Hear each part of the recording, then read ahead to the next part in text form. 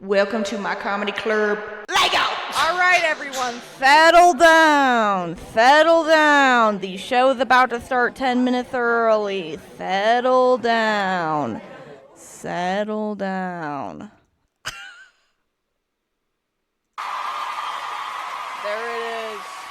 Oh my gosh. Okay. Okay. That's a little much, guys. That's a little much. Settle down. Hey! You settle it down. Hey!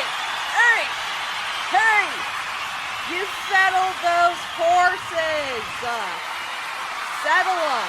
Oh my gosh, that's too much. Settle down. Settle down. All right, thanks, guys. Thanks for that warm welcome. That I've actually never been so excited to perform here on the couch potato stage. All right. Literally the most humble potato ever, and honestly, guys, I couldn't have asked for a better greeting. Yeah, potatoes for everyone. Potatoes for everyone. The monster does not go up with my hand. That is an unfortunate event. All right, y'all. Let's loosen up the crowd. First off, I would like to welcome you all in and welcome this Spuddy Saturday. This is Spud Saturday, and we are getting goofy. We are getting goofy today. Let's start off fresh. Let's start off fresh and clean. Before I attempt anything in my entire life, I have conversed with myself in my head about every possible situation that could go wrong. The conversation usually happens like this. I remember said plan or obligation. Inner dialogue says, hey, what if no one's there when you get there? I'm like, oh, that's a great point. That's a great point. I didn't think of that before I can even finish. What if you stink? What if you get out of the car and there's a stain on your and no one tells you, and you go the whole night with the stain? Then they talk about you afterwards. What if the whole thing explodes and catches on fire? What are you gonna do then? And then in that moment in real life, it's usually this type of situation. While I have that conversation. Yes. And then eventually I go and I have a good time. So I literally wasted time sweating for nothing and having that conversation. Literally. Every single day there is one thing that continues to upset and aggravate me, but I use my positivity against it. And that is my shower. What about the shower? You may be wondering. Yes, as a potato and a fey person, I love to be boiled in the shower. Boiled! Mashed potato level boiled. Every so often, the ice bucket challenge happens through the pipes because they're so old. My panic is to instantly turn it up as fast as I can. 3rd-degree burns. Do I learn my lesson? Absolutely not. Do I do it every single time I take a shower? Yes.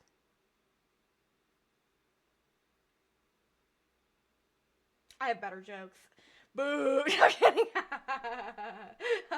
Speaking of old plumbing, my plumbing not only bothers me with burns, but it basically knocks. I wouldn't even say knocks. Pounds on the walls at 3:07 a.m. like The Conjuring. And a lot more times. All throughout the night. Like there's someone trapped in the walls trying to get out. And I'm just so used to it. But when I would have friends over for sleepovers and stuff, they would be like, it would wake them up. And they'd be like, what is that noise? I'd be like, don't even stress. Just the pipes. Or the demon. But it hasn't touched me yet. I know, squick. Let me But basically, it used to scare every friend that I ever had come over. They'd be like, what is haunting your home that pounds in the walls? There's something in there. I just tend to think if the demon wants to get me, it would have done it by now. So I'm assuming we're friends. That leads me, yes, the demon in my home. That leads me to one of the scariest experiences, which was recent. My 16-year-old brother was on his way to Friendsgiving. And I was like, yes, brother, have a great time at Friendsgiving. I was waiting up for him to respond, call, be like, I need a ride, or I'll unlock the door if he got a ride. I hear, literally in the freaking night, hey, let me in. I was like, oh, that sounds just like my brother. I'm like, where are you? I'm like, where are you, bro? And then I hear, you can't hear me. You really can't hear me. I'm like, no, I can hear you. Where are you? I get 4 questions altogether, total. I respond to each one. With what I've learned on Reddit from ghosts, I think I let the demon into my house. And not just the demon, but the demon's extended family. With how many times I responded. My brother was nowhere nearby. Now, could it have not been a demon? And could it have been the 9-day pork? The 9-old-day pork that I ate right before this? Maybe. But you know what? You can never discredit the ghost. Ha! You can never discredit him! Ever! Yeah, literally. So, if it was the doppelganger, I let the demon in and its extended family. If it was the pork, I think I need to go to the doctor. Literally. And that wasn't even my first ghost experience. I had another ghost experience when I was like 11 or 12, but that wasn't even like the memorable event of that trip when I was 12. Because my friend invited me out to her farm. She was like, hey girl, want to come to my farm? I was like, yes. Yes, I would love to come to your farm. So we go to her farm. And it's like 100-year-old farmhouse. We're going down the stairs. They're rickety, you know. They like creak. They creak around. And basically, it's you can tell when someone's coming down the stairs. It's like pretty obvious. We get settled. We're having a good day. I'm coming back to the stairs later on. All right, so freaking pin that. And then I go out. We are playing. She's like, let's go see the cows. I was like, cows? We go out into the cow field because she owns these cows. So it's not trespassing. We go out into the field and she's like, this is my favorite cow. Let's sit on it. I was like, girl, you're making my day right now. We sit on the cow. I'm just sitting on this cow petting it. I know y'all, if you ever like have seen a cow and never touched one, it's like, hey, I want to touch that cow so bad. We're sitting on this cow, petting this cow. And I'm like living the dream. I look over at my friend. She just goes, run. And she like bolts. I take a solid 3 Mississippi seconds to go, huh? The bull was charging. The bull was charging. So I ran as fast as I physically possibly could to get over the tire wall. I jump over the tire wall. She's already over there. She's like, hurry. I was like, oh my gosh. I jump over. I evade the bull like a true legend. And then I'm like, we hear the bull on the other end. It's like just wanting to freaking come after me. Eat us up for sitting on one of his biddies, you know? It was crazy. It was a crazy day. Then she takes me over to this tree. And there's a bunch of like old freaking relics of the early 1900s buried around there. Oh my, quick pause. Oh my gosh, thank you so much for the follow, Noob Killer. Oh, I love that name. I might say it like that every time. Don't judge me. I hope everyone's having a great Saturday. And action. We're going to dig up all these relics and like touch them and stuff. And I'm like 12. I'm like, let's touch all these old relics. Now that I'm a little bit superstitious, I probably would have been like, let's leave them. Let's leave the relics of the early 1900s. We dig around in those holes for a while. I think we played on an ATV. And then we drank chocolate milk from milk from straight from a cow. It was very cool. That leads me to my back to the ghost topic. Bedtime. Okay? We're literally laying on the couches right at the base of those rickety stairs that I told y'all to put a pin in. Those stairs, you can hear every single step coming down.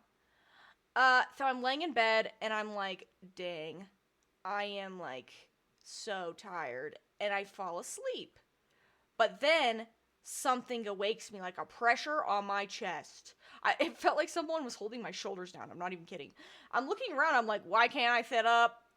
Like, thinking back to it now, it could have been sleep paralysis, but that's beside the point. It was a ghost, okay, holding me down, and I start to hear the steps. Now, you can't see the first couple steps of them. You can only see the top steps. Also, pause. Thank you so much for the sub, Winsy. A burp for you. And emotes. More. In the words. Resume. I hear the top couple steps. I'm like, okay, their parents are coming down to check on us. I look. There's no one there, and I still feel the steps. And then that's when the pressure, like, on my shoulders was so intense when it got to the bottom, and I just passed out. I passed out. Thinking back to it, I do not think it was a real ghost experience. I just think that trip was just really overstimulating. Especially since I got charged by a bull and then dug up relics. You know, it's like in that movie when you're like, don't do it, don't touch that. Like, that's what we were doing. Yup. That leads me to my next topic. All right. Leaving the ghosts behind. Leaving the ghosts behind. I want to bring it back to my brothers. Okay, so I have two brothers. The one that I thought I heard and was the doppelganger, that's 16. And then I have another brother that's about to turn 25. So, me and my brother, the one that's closer to me in age, decided to take our new Christmas rollerblades outside with the ski poles. We were like, you know what's going to be awesome? You know what's so cool? Ski poles and rollerblades in the winter outside. So what we basically ended up doing was going into the mud and saying, this feels really cool, and look at these ski poles. So we're just, rolling our brand new rollerblades in the mud, and then playing basically lightsabers with our ski poles. We try to then rollerblade onto the patio. It's easy for us to find out. The rollerblades will not roll anymore because they're covered in mud and ruined, actually. So my brother and I keep fighting, and my brother ends up, unfortunately, shattering the sliding glass door. And we were both just like, whoops. And now that I'm an adult, I look back on that situation, like, imagine your kids not only ruining their Christmas present the first time they get it, but then breaking the sliding glass door. Literally. Because me and my brother were always up to no good. And that time in my life, like, we were just always up to no good. We used to play cowboys in the backyard. I would actually fill up my cowboy hat with a little bit of water in the top and drink it out. Because I was like, this is how cowboys drink. Okay, out of their hat.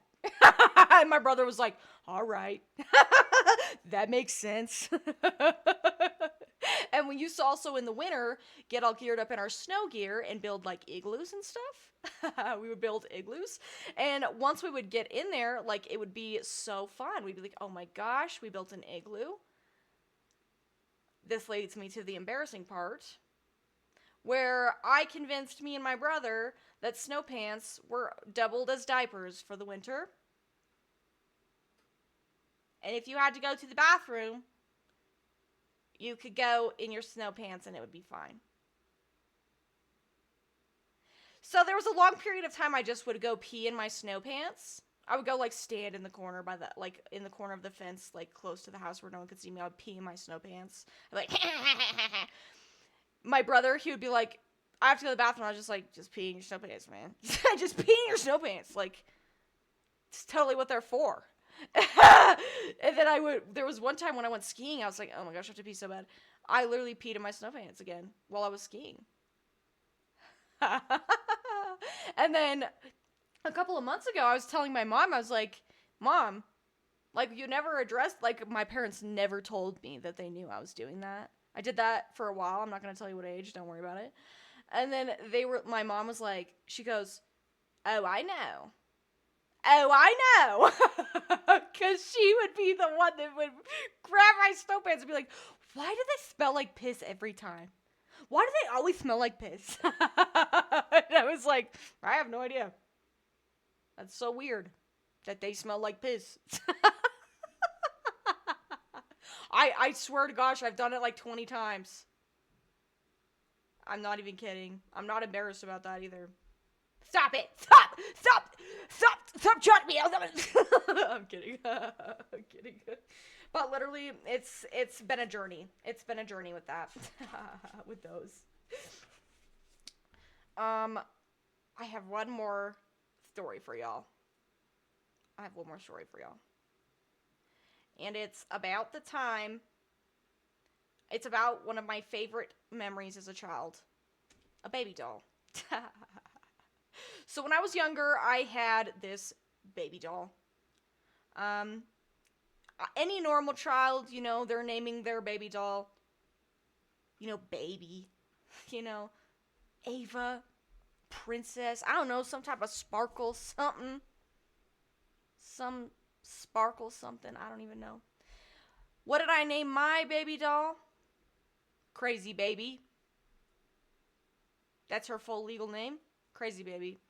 If you didn't call her Crazy Baby, you have no idea. And my parents, like, for the longest time, because Crazy Baby was like, I needed her to go places until, like, 7 years old. I had to have Crazy Baby. So I'd be like, Mom, where's Crazy Baby? And she's like, oh my gosh, Crazy Baby is right here. Here's Crazy Baby. So, like, thinking about it, like, as an adult, like, you imagine just being like, yeah, we can't go anywhere without Crazy Baby. Like, what? You know? Why did I name it that? Don't ask. I have no idea. Actually, I do know, and that's what I'm about to tell you. I used to fiddle with her hair, kind of in the way that you create dreadlocks. If you've, you know, ever had seen dreadlocks. They weren't normal dreadlocks, though. Since it was synthetic baby doll hair, the dreads are thick, and they are sturdy. Those dreads stick straight up in the air, and because I let her sleep on one side of her head for too long, she does have a flat spot. Okay? She does have a flat spot on her head. It applies to baby dolls as well. Not just human babies. You know, so you gotta rotate the baby doll. So it does have a flat spot on its head. My grandma sewed back on its hands and feet multiple times because the hands and feet are plastic, but like the body of it is cloth. On a road trip, my dad actually stepped on Crazy Baby's head and broke the eye of it. So my grandpa used some pliers to turn the eye around, but now it's upside down, including the eyelid. So she does look like she's gonna possess you, curse you, something along those lines. Possession, curse, some demonic nature. And where does she live? In my closet, where I can see her, and she can see me. She can watch me. Make sure that I'm always safe. I can't even keep a straight face. She is in there, though, that's the truth, and she does watch me, that's the truth. There is a picture of her in my Discord. She does exist. This is so sad, in the 4th grade, we were making, like, we're like, it's a craft day, you can make whatever you want. I was like, you know what, I'm gonna make a friendship bracelet for a Crazy Baby. 10 years old. 10 years old. And I made a friendship bracelet for my baby doll. Anyway, forget that. Forget that. That was the last story I had prepared. I didn't know how long a normal stand-up is. That's what I have. That is what I have. Let's do this. Let's do this. 'Cause I'm embarrassed. Let's just change the vibe for a second. Oh my gosh, it wasn't that good, guys. It wasn't that good. Oh my god. Oh my gosh, it was not that. Stop it. Stop it. It was not that good. Oh, thank God. Thanks for coming out. Thanks for joining me. Thank you. Thank you. Thank you. Thank you all. Thank you all. Oh, that's too much. Too much. Well, simmer down. Actually, simmer down even. Simmer down. Simmer down. La-da-dee-da-dee. We like to be stinky. Dancing with potato. Do whatever we really want. This is our potato. This is our place, and we can't stop. Whoa. And we won't stop. Whoa. Can't you see it's me who is so stinky? I farted in your bean dip today. Yeah, yeah. Oh, yeah.